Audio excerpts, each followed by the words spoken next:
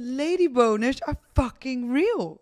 We can get a hard on too, ladies. Women get hard, and I never knew. Welcome to Umaversity Talks. I'm Sarah. And I'm Bowi. And here we talk about the real shit women go through that they never dare to teach you in school. So no filters, no sugarcoating. Just two women having the raw, funny, and brutally honest conversations we all need. Let's go. Sarah, I really wanted to put this out there because after our last Yuma Talks conversation and recordings that we had, I had a major realization. So back in the days when we were younger, when we were like teenagers and a bit older, and we started having sex, we would always say, if we were talking about something that would turn us on or we thought that was hot, we would always say lady boner as a joke.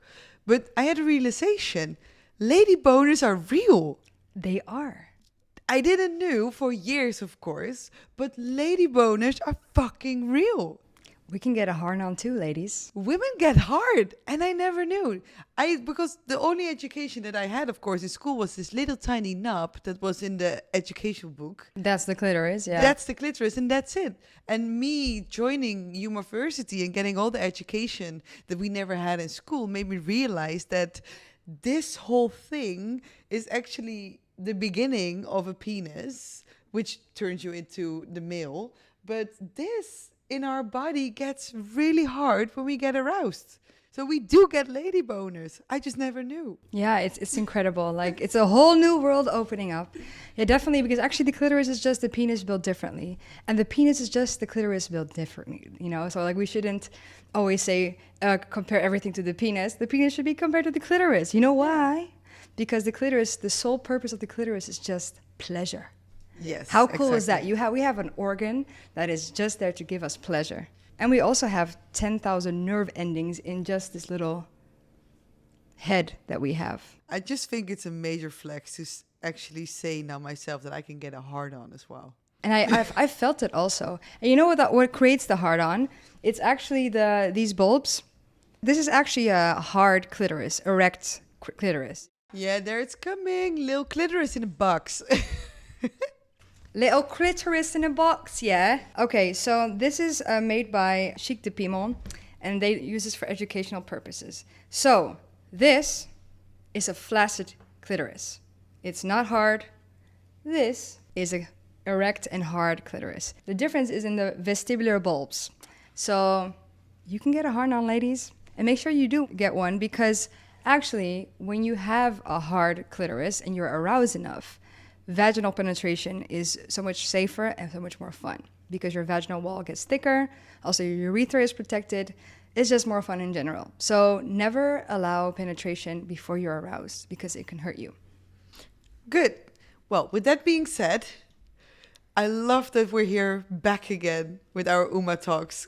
Yeah, I love it. I love that we're talking about lady boners. And for me, I've really also felt the lady boners. And yeah, it's just fun.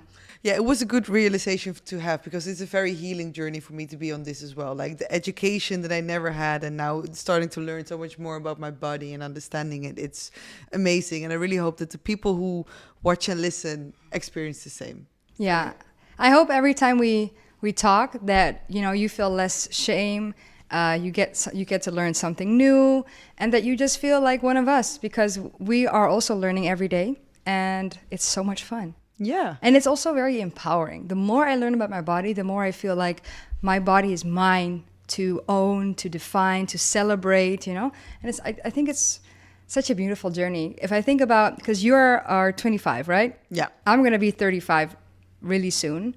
So I'm 10 years older than you are. And if I knew what I knew now when I was your age, I would have gone crazy. I would have gone crazy. But also just I would have felt way more empowered. I would have had less sex that was not pleasurable because, yeah, I felt used a lot of times, you know? And the sex that I have now is so much more empowering and I feel like a queen. Yeah. But I do think also it came with the last decade. There's so much more education, so much more people fighting for the clitoris rights, the women's pleasure rights. So, yeah, this whole wave of pleasure, it's a gift. It's so I'm very thankful and happy that those 10 years you have been fighting maybe more for your pleasure than I had to do. But I think it's also part of the people that you have around you, right? So I grew up in a family very open, Yeah, you mentioned. open-minded about sexuality and getting to know your body, which made me actually realize and help me to wait for sex or only have sex with people that feels really good or whatsoever. So still a shame that back in the days, in my time in school, the education was still horrible, but I can only imagine 10 years or even before that my family members had to go through. Yeah, So- imagine like 50 years ago. I have a great grandmother. My mother's got a mother very young, so I had multiple great grandmothers actually. So such I a had, blessing. yeah, I had 3 great grandmothers, and I will never forget one great grandmother said, yeah, she was like 84 at the time. So me and my mom were shook, especially my mom because I was a bit younger. But she told me that my great grandmother just literally said, yeah, and she was almost dying. Can you imagine almost dying and saying out loud to your granddaughters, yeah, I never knew that I had a clitor, what's the name? And we were like, what, clitoris? She's like, yeah, I didn't know. Whoa. You're 86. Can you imagine? The woman maybe never had an orgasm in her entire life. That's sad. Let's take a moment for that. May her soul rest in peace. Yeah, hopefully in heaven she's having multiple orgasms. God, I hope. Yeah, I wish that for her. I will never forget that moment. Oh my God. But it's beautiful that you could even talk to, because with my grandma, I don't have those conversations. It's a very, my grandma's from India. We don't talk about it. Oh yeah. Maybe one day we will. Who knows? Before we started recording this episode, which is amazing to come here, I walked in on you doing Tai Chi and with beautiful affirmations and music. And then we started dancing and having food. And it's nice to get in the mood, right? But I was searching for some music and I saw this playlist of yours with a very interesting title. So before I want to get into the questions of the people or the listeners who sent questions to us, what is the name of your sexy music Spotify list? Pussy drip.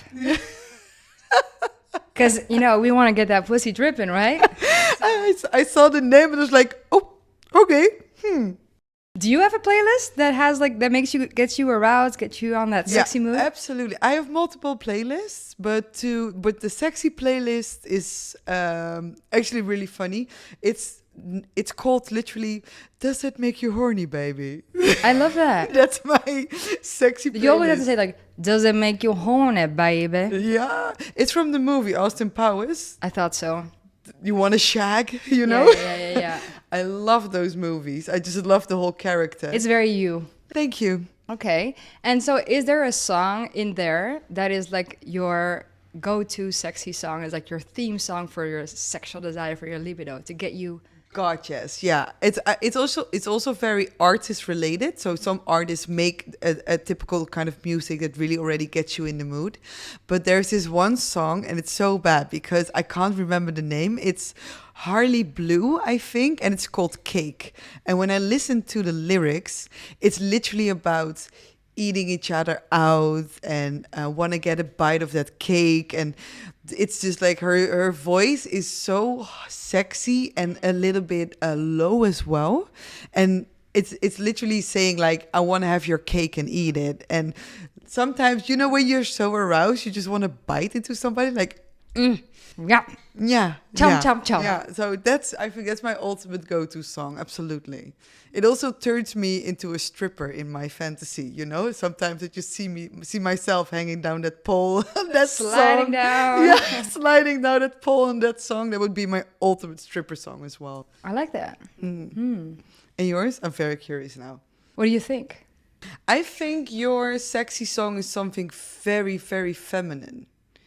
Because my song has a bit more, I think, a masculine energy kick to it. But I think yours is extremely feminine. Maybe it's a man singing it, but then with a very high voice. You're going to laugh so hard. Yeah. So there's this one song, and it's literally has been my go-to sexy song for the last 10 years. And it's Wanna Get to Know You by G-Unit. Really? I wanna get to know you. I really wanna thank you, baby.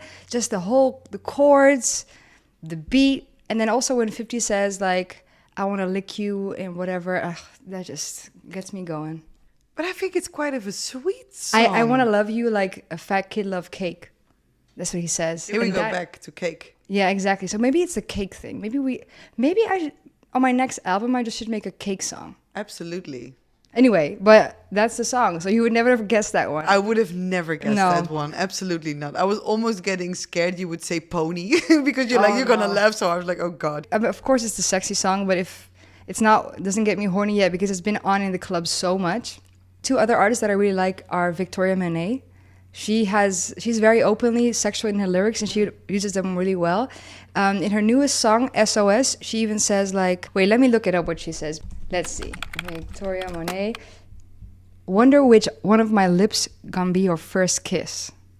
I mean, I think that's such a line and I love it. So I definitely added that to the Pussy Drip playlist. I love when artists make music that take you on this journey, because I feel like sex and sexual intercourse and sexual intimacy, it's already a journey itself. So when you have the right music that takes you already on a journey and you combine that, it's like an Alice in Wonderland type of high that you get into. And I think I have the same with Tanerélle. Is that how you pronounce it? Yeah, I think so. Her music takes you on a journey, and I remember that sometimes when you have sex with each other and you close your eyes and the music takes you with the sexual intimacy as well, it's such an out of body experience then. You can really get high from music, actually. Oh my God. In this tantric space, you know? Yeah, it feels very tantric as well. Especially when you're already high. Of, like either because of weed or orgasms or just because it's so hot and you're sweaty and you just are dizzy or whatever. But yeah. We're going to be very aroused after this episode, I feel like. Yes. And speaking of like sounds and sex, Oh. what is the dirtiest thing you've ever heard during sex? Oh my God. I'm not much of a talker. Are you a silent? No. I'm not. No, I'm fucking loud. I'm really no. I'm loud, but I'm not much of a dirty talker or whatsoever, because sometimes I'm just like. It can also, like, because it can give me the ick, it can make me cringe sometimes. Like when somebody talks so fucking much during sex, you're like, stop talking so much. Does If it it's distract cringy. you? Yeah, it's distracting sometimes, I think. I'm not really into the dirty girl, you like that type of stuff. It makes me, I think it's a bit immature. I'm not some porn girl where you'd say these type of things to. I'm a woman that you But- have sex with. I mean, it also depends on like what they're saying. If Yeah. I hear like you dirty hoe, like no, that's not really. First of all, I don't find it respectful. Some women Exactly. might, but for me, it's like what? I can be a hoe, but I'm not dirty, and you don't get to say that. I get to say that about myself. That's how I Yeah. feel. It's a respect thing. Yeah. So that's what you mean, kind of. Yeah. I mean, to be honest, the dirtiest thing that I've heard were not in English, were in Spanish and Portuguese. Like it's just sexy. If you listen to those languages and the songs, sometimes you're like, what the? Yeah, they're especially like baile funk songs from the favelas in Rio. But give me an example. So you've had sex with a Spanish-speaking person? And what did they say that was extremely dirty to you then? I think it was more like mami and like te quiero and let me see. I mean, I know more in Portuguese because I've been with more Brazilian men, to be honest. But they were like, goza para mí, like para mí. And there's like, just come for me. Like I remember one guy just kept saying that and just, I thought, oh my God, it's so nice that he just wants me to have the orgasm, right? So I think that was really nice for me. If it's the dirtiest thing. I do have an experience on dirty talk that actually went wrong. Oh yeah, you tell me. Come on, bring it. So it was with my partner. We were really in the heat. It was really, really amazing sex, of course, that we were having. And there was this one moment that it was actually him asking me, please sit on my face. And I didn't hear correctly. And I was like, all right, if you want that, I'm not really into that, but then I'll do it. I didn't say it, but that were the thoughts that went to my mind. And then I did it. So I spit in his face and he was like, what are you doing? Why did would you do that? And I was like so confused because that's what you asked, right? You asked, and I'm open. I don't judge, and it's with your partner, right? So it's trusting. It's a trusting relationship that you have with each other. And he's like, no. I said, sit on my face, not spit on my face. Oh my God. So you were like, I was really like, no, I would never. No. Because it's not something that I get aroused to. I really got into it. It was more of like this very select. let me just try it. Yeah, I was like, all right, if that's what you want and if that turns you on, right? But no, I very misheard that. What a funny moment. I love it. If today's episode spoke to you, hit that like button, subscribe to this channel, and share this video with all of your girlfriends. Every share tells the world that our conversations on womanhood really matter. Join our community of fearless women and experts who are done with the bullshit and want to talk about all the things on womanhood. All right, Umas, till next time.